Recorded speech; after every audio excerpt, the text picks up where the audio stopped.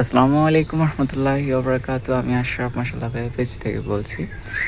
কালকে দোকানে একটা কাস্টমার আসছিল। এসে বলছিল যে অরিগ্যানো মাসালা আছে কিনা? তো সেটা ছিল না। তো আমি বললাম যে আমার কাছে কিন্তু গাছ আছে এটার। তো সোজা মহিলাটা কি করছে আমার নাম্বারটা নিয়ে নিছে। ঠিক আছে? বলল যে আমি কল করলে তখন আপনি আমার জন্য একটা অরিগ্যানো গাছটা নিয়ে আসবেন। ঠিক আছে? তো অর্গানো গাছ তো আর দেওয়া যাবে না। তো যেহেতু আমার এখানে মাশাআল্লাহ অনেক ডাল বের হয়েছে, হয়তো আছে ওকে ওনাকে ডাল দেওয়া যাবে। তো আমি তো আরো ডাল কেটে ফেলছি। এটা তো আরো জোপালো ছিল, আপনারা দেখছেন হয়তো। আমি ডাল কেটে রোদে শুকাতে দিয়েছিলাম। তো রোদে শুকাতে দেওয়ার পরে কি হয়েছে যে বৃষ্টি এসে সবকিছুই মানে একদম উলটপালট করে দিছিল। যার জন্য সব পাতাগুলো পচে গেছে।